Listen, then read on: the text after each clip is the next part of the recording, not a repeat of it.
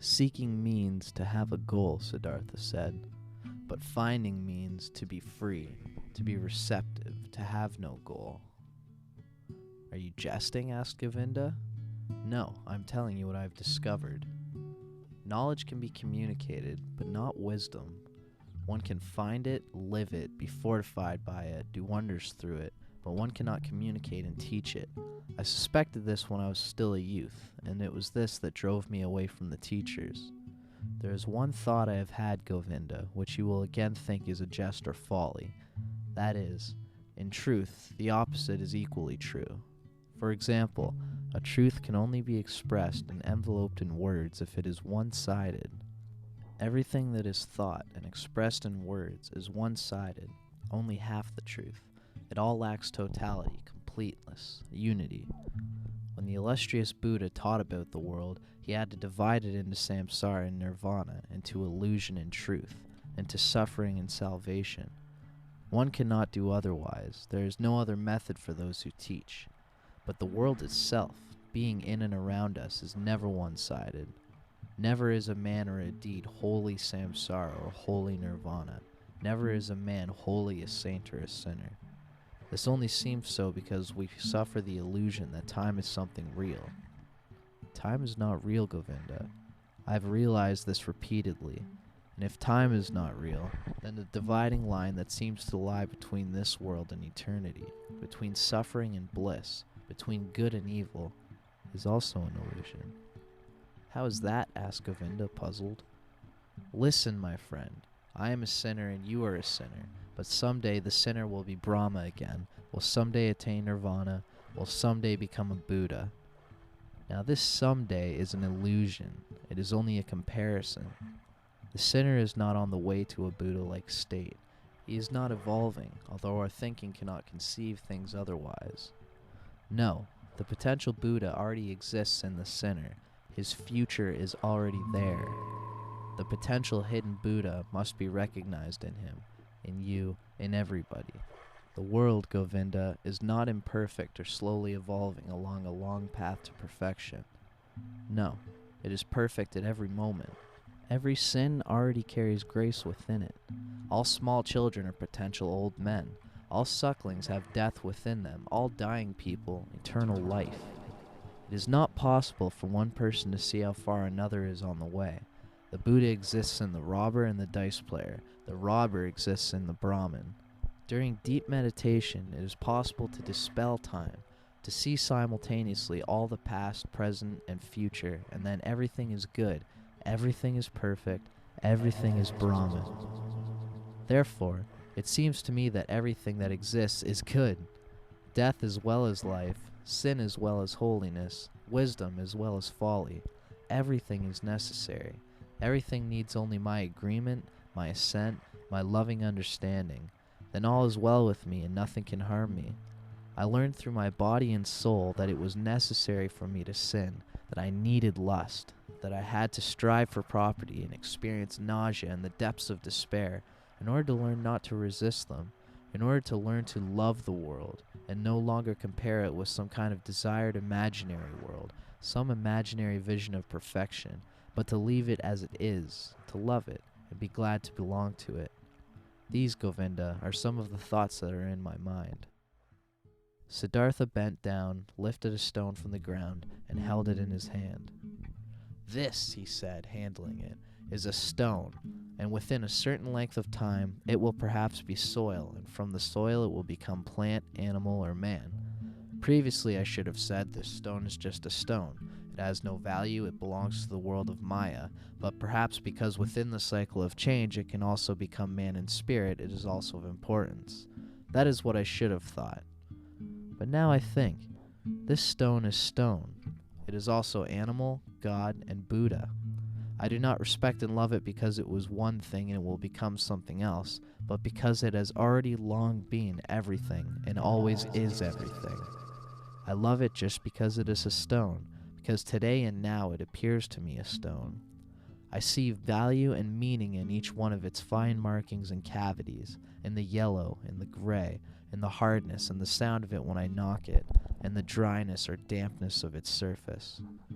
There are stones that feel like oil or soap, that look like leaves or sand, and each one is different and worships Om in its own way.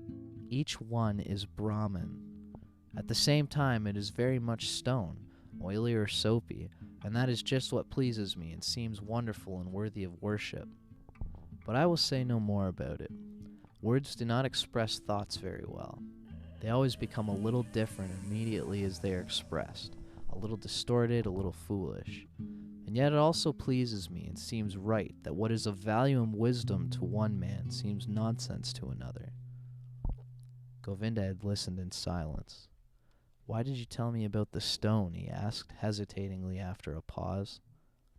"I did so unintentionally, but perhaps it illustrates that I just love the stone and the river and all these things that we can see and from which we can learn. I can love a stone, Govinda, and a tree or a piece of bark. These are things, and one can love things, but one cannot love words. Therefore, teachings are of no use to me. They have no hardness, no softness, no colors, no corners, no smell, no taste. They have nothing but words. Perhaps that is what prevents you from finding peace. Perhaps there are too many words, for even salvation and virtue. Samsara and Nirvana are only words, Govinda. Nirvana is not a thing. There is only the word Nirvana." Govinda said, "Nirvana is not only a word, my friend, it is a thought." Siddhartha continued, "It may be a thought, but I must confess, my friend, that I do not differentiate very much between thoughts and words. Quite frankly, I do not attach great importance to thoughts either. I attach more importance to things. For example, there was a man at this ferry who was my predecessor and teacher. He was a holy man who for many years believed only in the river and nothing else. He noticed that the river's voice spoke to him. He learned from it. It educated and taught him. The river seemed like a god to him, and for many years he did not know that every wind, every cloud, every bird, every beetle is equally divine and knows and can teach just as well as the esteemed river. But when this holy man went off into the woods, he knew everything. He knew more than you and I, without teachers, without books, just because he believed in the river." Govinda said, "But what you call thing, is it something real, something intrinsic? Is it not only the illusion of Maya, only image and appearance? Your stone, your tree, are they real?" "This also does not trouble me much," said Siddhartha. "If they are illusion, then I also am illusion, and so they are always of the same nature as myself. It is that which makes them so lovable and venerable. That is why I can love them. And here is a doctrine at which you will laugh. It seems to me, Govinda, that love is the most important thing in the world. It may be important to great thinkers to examine the world, to explain and despise it, but I think it is only important to love the world, not to despise it, not for us to hate each other, but to be able to regard the world and ourselves and all beings with love, admiration, and respect." "I understand that," said Govinda, "but that is just what the illustrious one called illusion. He preached benevolence, forbearance, sympathy, patience, but not love. He forbade us to bind ourselves to earthly love." "I know that," said Siddhartha, smiling radiantly. "I know that, Govinda, and here we find ourselves within the maze of meanings, within the conflict of words, for I will not deny that my words about love are in apparent contradiction to the teachings of Gautama. That is just why I distrust words so much, for I know that this contradiction is an illusion. I know that I am at one with Gautama. How indeed could he not know love, he who has recognized all humanity's vanity and transitoriness, yet loves humanity so much that he has devoted a long life solely to help and teach people? Also with this great teacher, the thing to me is of greater importance than the words. His deeds and his life are more important to me than his talk. The gesture of his hand is more important to me than his opinions. Not in speech or thought do I regard him as a great man, but in his deeds and life." The two old men were silent for a long time. Then, as Govinda was preparing to go, he said, "I thank you, Siddhartha, for telling me something of your thoughts. Some of them are strange thoughts. I cannot grasp them all immediately. However, I thank you, and I wish you many peaceful days." "Siddhartha," he said, "we are now old men. We may never see each other again in this lifetime. I can see, my dear friend, that you have found peace. I realize that I have not found it. Tell me one word, my esteemed friend. Tell me something that I can conceive, something I can understand. Give me something to help me on my way, Siddhartha. My path is often hard and dark. Siddhartha was silent and looked at him with his calm, peaceful smile. Govinda looked steadily in his face, with anxiety, with longing. Suffering, continual seeking, and continual failure were written in his look. Siddhartha saw it and smiled. "Bend near me," he whispered in Govinda's ear.